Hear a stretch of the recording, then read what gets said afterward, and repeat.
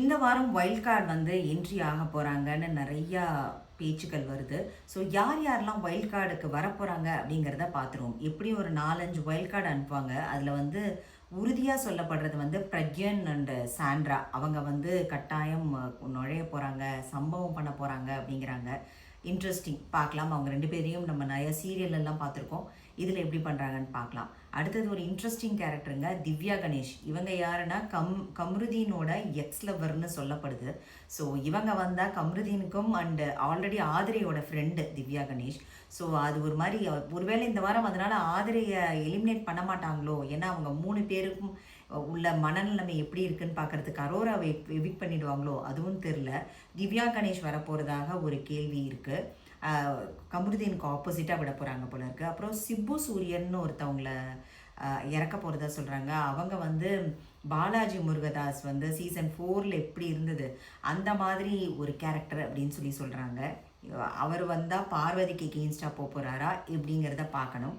அடுத்தது வந்து ஜீவா சுப்பிரமணியம் அப்படின்னு சொல்லிட்டு ஒருத்தவங்க, ஒரு லேடி, எனக்கு அவங்களை யாருன்னே தெரிலங்க. அவங்களும் பேச்சு அடிப்படுது.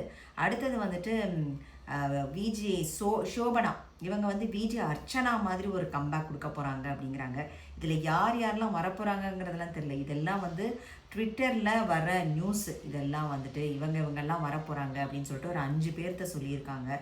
இதில் கட்டாயம் சொல்லப்படுறது வந்து திவ்யாவையும் சிப்பு சூரியன் அண்ட் பிரக்ஞன் அண்ட் சாண்ட்ரா இவங்க கட்டாயம் வருவாங்கன்னு சொல்கிறாங்க. ஆஸ் ஆஃப் நவ் 3 வீக்ஸ் மாதிரி முடிஞ்சிருக்கு. 3 வாரமும் பார்த்தீங்கன்னா ஃபுல் அண்ட் ஃபுல் கண்டென்ட் வந்து பார்வதி தான் எல்லா ப்ரோமோலையும் கவர் ஆகிருக்காங்க. அதுக்கு அடுத்தது பார்த்தீங்கன்னா கமருதீன் அண்ட் திவாகர். இவங்களை தவிர்த்து வேறு எல்லாரையுமே காணும் அப்படின்னு தான் இது பண்ணணும். ஏன்னா மிச்சம் எல்லாருமே ஒரு கேங்காக விளையாண்டுட்டு இருக்கிற மாதிரி இருக்குது. பார்வதி, கம்ருதீன், திவாகர் இவங்க மட்டும்தான் ப்ரோமோவில் ஆக்குபை பண்ணிகிட்ருக்காங்க. இனிமேல் வைல்ட் கார்டு வந்தால் ஆட்டம் கலைக்கப்பட்டு கொஞ்சம் சேஞ்ச் ஆகுமா அப்படிங்கிறத பொறுத்திருந்து தான் பார்க்கணும். கனி அக்காக்கும் வந்து பயங்கரமாக அன்பு, எஃப்ஜேக்கு சப்போர்ட் பண்ணுறாங்க அப்படிங்கிற ஒரு பேர் இருக்குது. ஏன்னா வந்து வெளியில் வந்து பார்வதி வந்து மைக்கை மாட்டுங்கன்னு சொல்லும்போது அவங்களுக்கு பனிஷ்மெண்ட் கொடுத்த அதே கனி எஃப்ஜே வந்து மைக்கை மாட்டாத போர் பனிஷ்மெண்ட் கொடுக்க தவறிட்டாங்க. ஸோ அவங்களும் கொஞ்சம் பயாஸ்டாக இருக்கிற மாதிரி தான் ப்ரொஜெக்ட் ஆகுது. ஸோ நமக்கு இன்னுமே ஒரு பர்சனல் ஃபேவரட் வரலன்னு தான் சொல்லலாம். இதோ அந்த கேங்லேயும் சரி இந்த கேங்லேயும் சரி இப்படி தான் நம்ம சீசன் போயிட்டுருக்கு.